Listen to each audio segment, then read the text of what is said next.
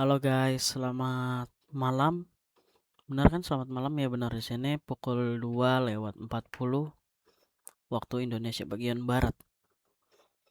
Hello everyone, hello my friends, all of my friends, and in this my first video I want to sharing about my installing Kali Linux on USB or bootable. Let's go to the point. The first one is we must have a Rufus. We can get it on Microsoft Store, right?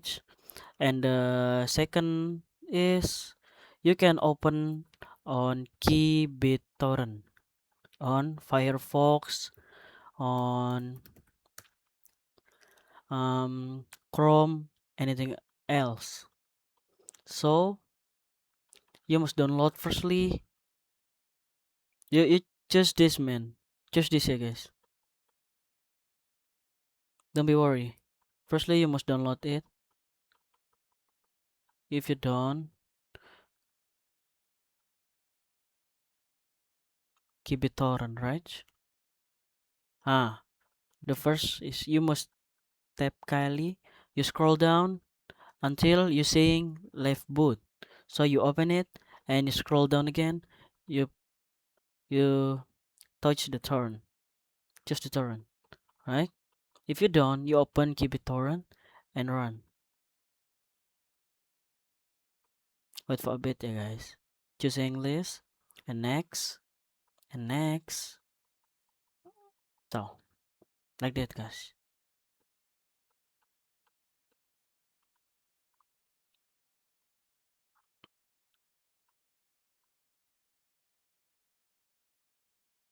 Okay, if you don't, open it, keep it torrent, and search Kali Linux Live AMD torrent. You open it,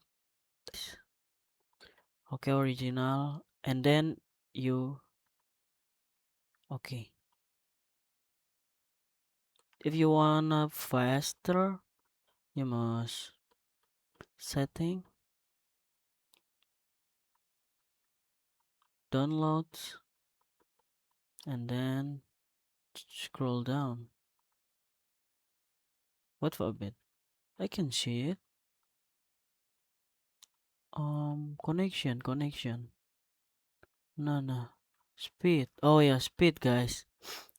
This. You must go down to like maybe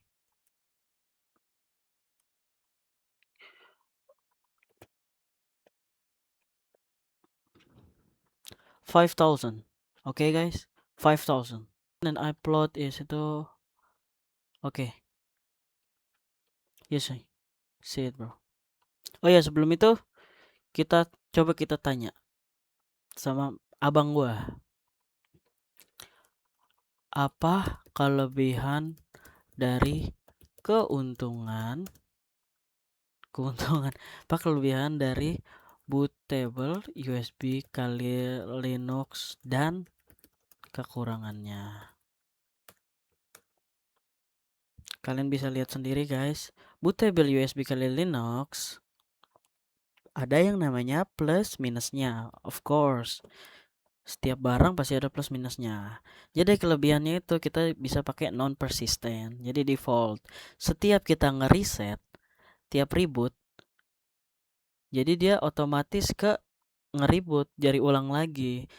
Nah, ini biasanya dipakai untuk forensik atau testing di mesin orang lain. Jadi nggak pernah ninggalin jejak di host. Terus yang kedua portable.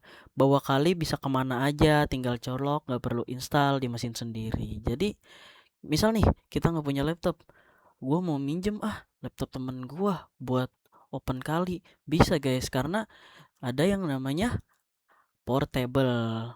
Jadi nggak perlu kayak kalian harus bawa laptop lah, inilah. Itu kan kayak nyusahin juga kan. Nah, setelah itu yang ketiga, aman buat host OS. Kali jalan langsung dari USB, nggak ngubah apapun di HDD atau SSD host. Selama lu nggak mount partisi manual. Jadi ini aman, semuanya aman. Jadi apa OS Windows kita enggak diganggu sama sekali kalau kita pakai USB bootable kali Linux. Nah, selanjutnya ada yang keempat, testing hardware compatibility. Bisa cek duluan apakah hardware itu support sebelum install full. Jadi, waktu kita mau install Kali Linux fullnya, yang langsung installer AMD-nya, yang langsung ambil ini guys, full Linux ya, yang full Linux. Jadi bener-bener dari awal kita makainya udah Linux gitu loh. Nah, kita sebelum nyoba nih, sebelum kita terbiasa sama yang dari Kali, kan rata-rata kalau Windows user kan lompat ke Kali Linux pasti awalannya itu dia bisa kayak nggak terbiasa. Jadi keuntungan dari USB bootable Kali Linux ini bisa membawa keuntungan buat user Windows yang mau belajar tentang Linux kayak command, terminal, terus John the Ripper, tools-tools lainnya untuk keamanan cyber dan yang lain-lain. Terus yang terakhir ada persistent mode optional. Bisa diatur supaya data tersimpan antar sesi. Jadi bisa simpan tools, config, hasil record, dan lain-lain. Jadi di bootable USB Kali Linux ini dia ada yang namanya persistent mode. Nah, tapi dia ini opsional ya guys masuknya. Ya udah mungkin itu aja. Nah, selanjutnya ada yang namanya kekurangan.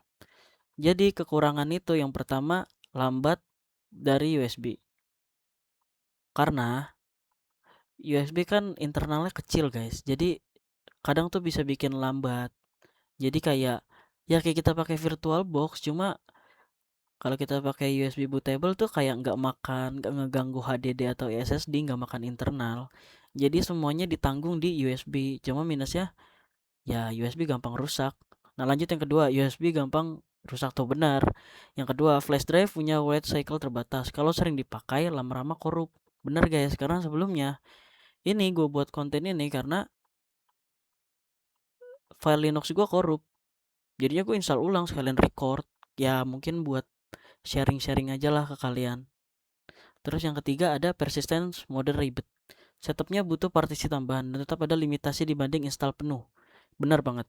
Jadi persistent mode itu kayak kita kan mau nyimpen sesuatu nih, kayak nyimpen log misal kita habis buat user. Nah, keuntungannya itu kita bisa nyimpen cuma nggak full gitu loh. Ada limitnya juga. Ya itu kekurangannya sih. Terus yang keempat gak cocok buat daily use, tools update, custom config, workspace, semuanya terbatas kalau non persisten. Benar. Kalau non persisten, dia itu waktu kita misal nih kita hari Senin kita bikin project dari jam 7 pagi sampai jam 5 sore.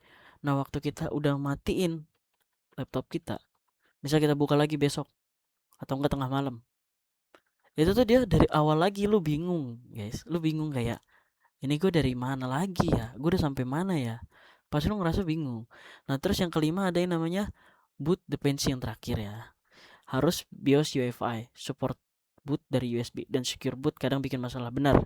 Jadi sebelum nanti kita masuk ke OS kali Linuxnya, kita harus matiin secure bootnya. Soalnya gue offin kalau secure boot.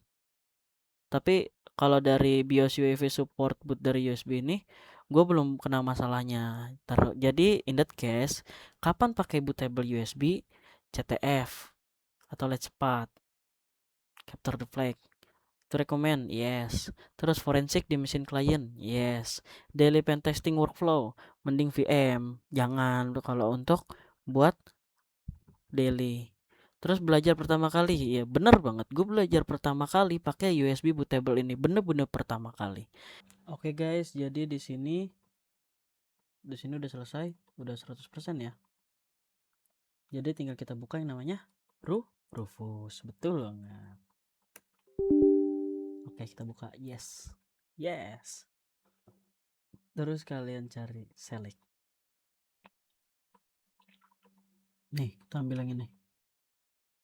Nah, di sini kalian jangan pakai ember, pakai yang namanya GPT. Setelah itu kalian ready, langsung start. Wait, ISO image mode. Oke. Tinggal kita bikin partisinya. Nah guys, jadi ini kan udah nih, udah ready, udah selesai nih guys.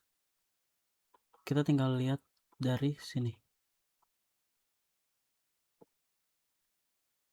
Nih guys, kali live udah masuk semua kan. Nah jadi itu nanti tinggal kita masuk ke mode biosnya. Aduh gimana ya masuk mode bios recordnya gua. Ya udahlah, terus gue coba pakai HP ya. So guys, jadi kan di sini posisi laptop mati. Gue pakai yang namanya Lenovo. Kalian nyalain. Setelah itu kalian pencet yang namanya F11. F11 atau enggak F12.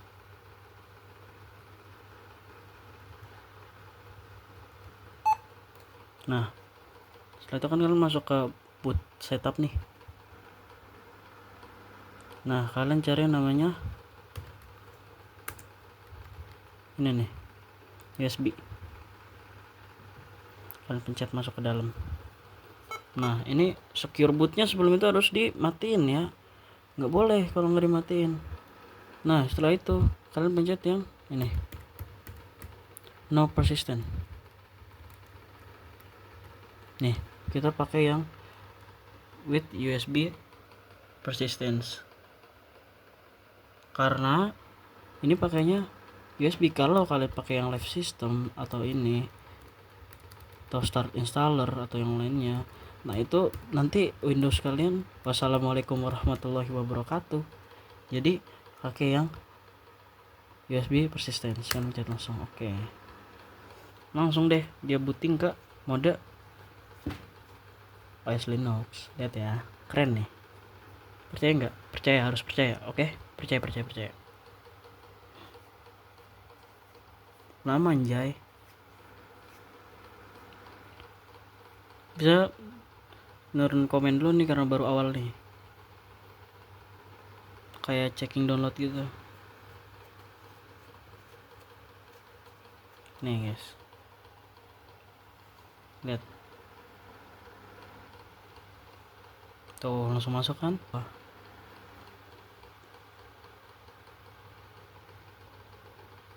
Nah, kita langsung masuk ke Linux kan, teman-teman. Nah, masuk kan? Udah guys, cukup segitu aja. Ya, tinggal kita buka CMD aja. CMD terminal. Sudo apt upgrade. Sudo apt update. Gitu. Nah, Bang, gimana caranya kalau misalkan balik ke Windows lagi? Gue takut nggak bisa balik lagi nih. Laptop abang gue atau laptop siapa? Tinggal lu shutdown. Lu shutdown kan? Udah mati. Lu lihat ini USB. Cabut. Tinggal lu nyalain lagi. Otomatis balik ke Windows. Santai aja guys, nggak usah panik. Sorry ya kalau kamera goyang, gue megang pakai HP anjay. Tuh, balik ke Windows kan?